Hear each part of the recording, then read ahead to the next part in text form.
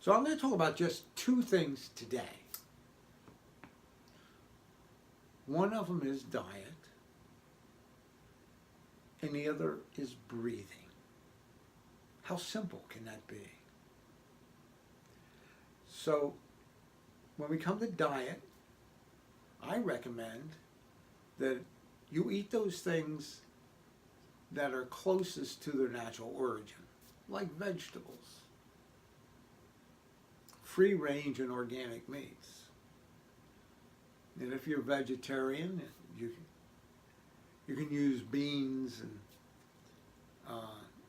tofu. Don't recommend soy because all of it over here is GMO modified. And I don't recommend that you eat 3 meals a day. And I'm a 1 meal a day guy. And I try to do intermittent fasting, 15 to 18 hours, and then eat. So you add sleep, 8 hours, and then another 10 hours after that. Then you can eat. And then you eat healthy. Vegetables, meats, and healthy ancestral fats like coconut oil, olive oil, avocado oil. The way man actually used to eat. You see Sherlock in the background there? I'm trying to actually get him to eat more organically by giving him fresher food that hasn't been over-processed or overheated like most dog foods. So your body is the temple. Now to open the doors, to clean the air out of it, what you want to do is you want to learn how to breathe and do conscious breathing. One of the best, I think, experts on this is Im Hof. I think he's from the Netherlands, but I suggest you go to YouTube and look up the breathing exercises Im Hof, H-O-F, and also look at his story.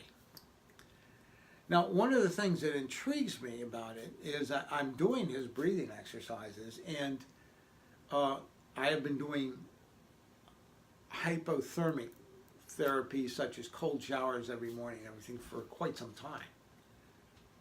And the other day, it was about 26 degrees out.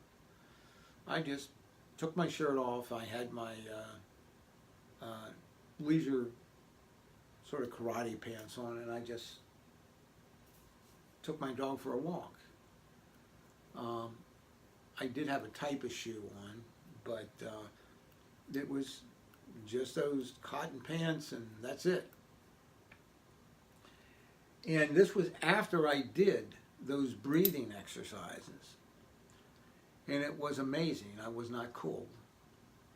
I was very aware of things. I was extremely rejuvenated, and even when I touched my skin, it didn't feel cold. It was really a revelation for me. Now, I've always done a certain amount of breathing simply because of doing yoga for about 5 years now. And prior to that, intermittent, and always for the last 35 years, 40 years, intermittent training with karate, where you get your heart rate up, comes down a bit, up and then down, which I always recommend rather than long-term cardio. There are studies that show that long-distance runners are 35-40% more likely to need a pacemaker as they get older. So these are the things that I'm doing to try to keep this temple from entropy or decay, so that the paint doesn't fall off, the mortar falls out of the joints and that type of thing. It's not easy, and I'm not young. So every day is a challenge. It's a discipline. It's a responsibility. But with that responsibility comes an understanding of the gift you have and how to be happy.